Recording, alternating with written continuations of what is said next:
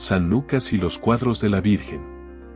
El evangelista Lucas estuvo con San Juan en Efeso, luego con el apóstol Andrés. En su ciudad natal conoció al apóstol Pablo, a quien acompañó en sus viajes.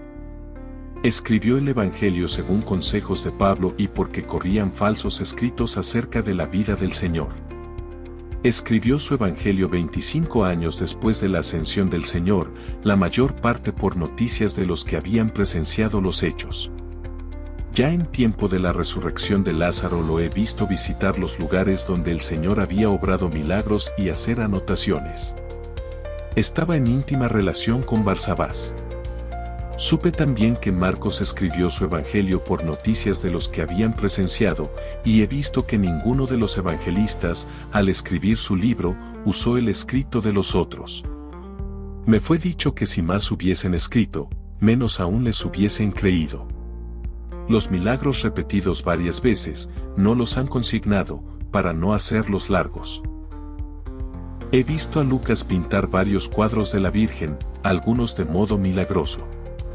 Un busto de María lo halló pintado y concluido, por haberlo pedido así, después que inútilmente había intentado hacer el trabajo. Lo halló terminado mientras estaba en éxtasis.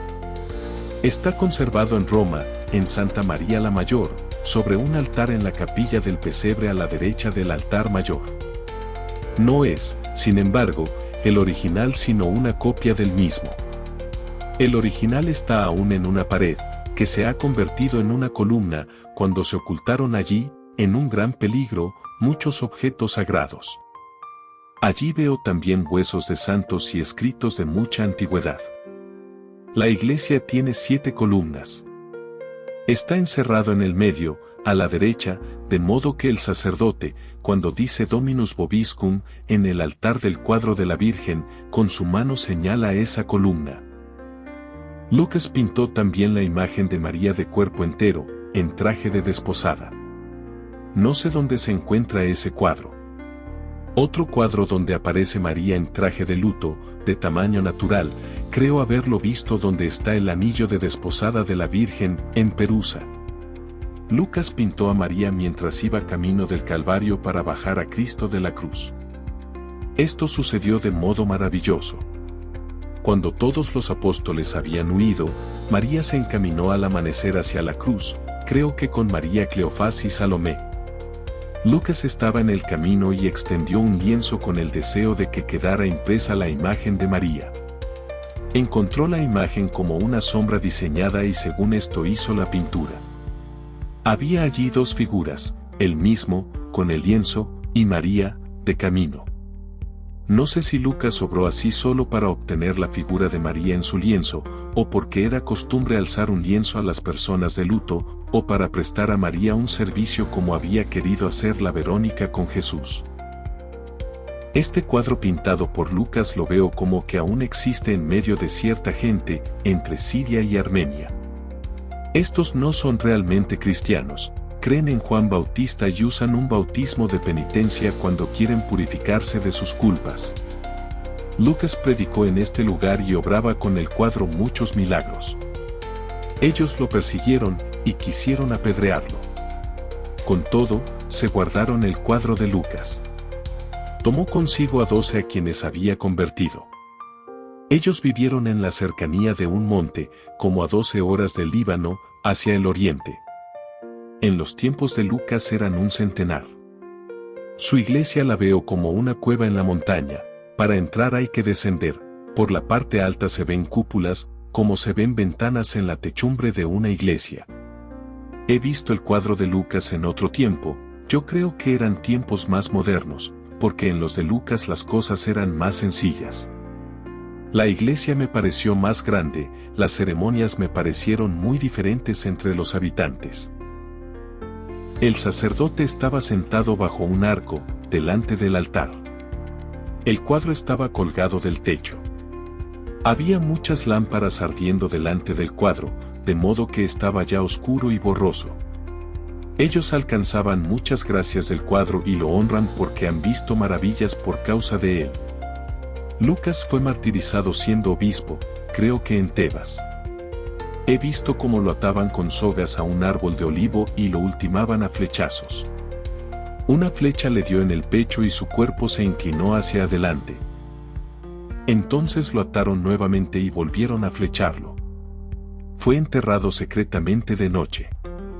He visto que Lucas usaba como medicina, en su periodo de curaciones, reseda con aceite de olivo mezclado, el cual bendecía.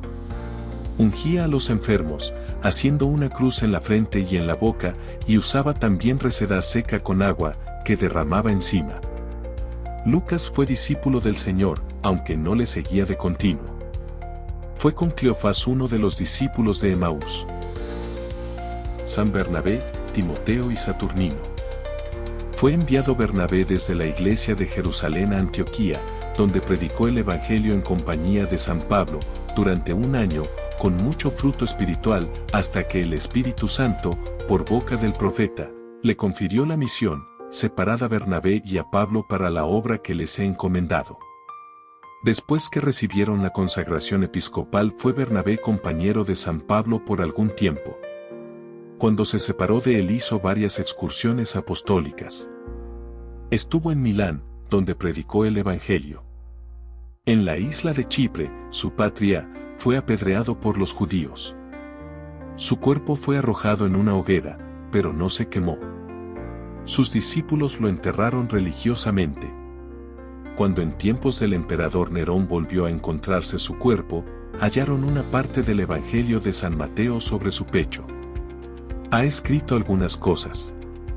Timoteo, discípulo de San Pablo, fue tomado preso en la isla de Chios.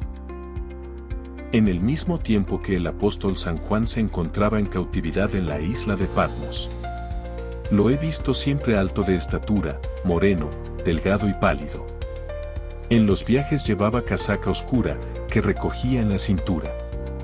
Como obispo llevaba un manto largo de color marrón oscuro con flores color de oro, bordadas gruesamente. Los hilos parecían cordeles, pero el conjunto era muy hermoso.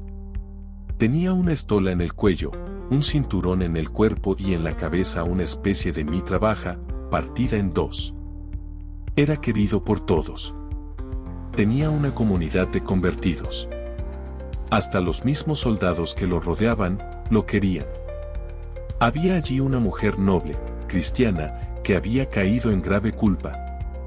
Estando Timoteo por celebrar los misterios en una pequeña iglesia, ya en el altar, conoció por revelación la culpa de esa persona, que llegaba a la iglesia para oír la misa.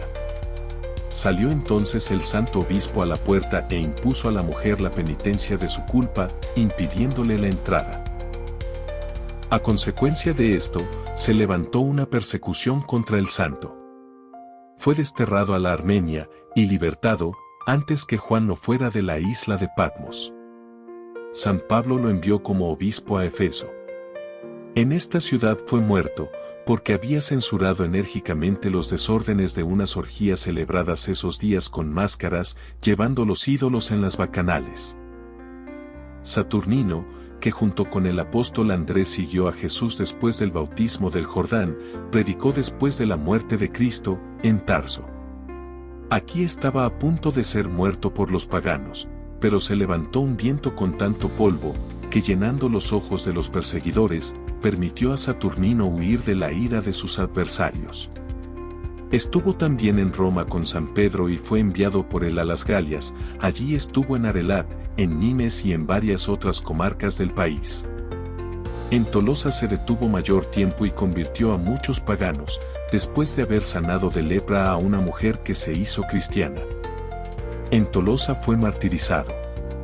Sobre una montaña donde había un templo a los ídolos, el santo fue aprehendido por los paganos y atado a un toro furioso, el cual lo arrastró por entre espinas y piedras del camino, barranca abajo.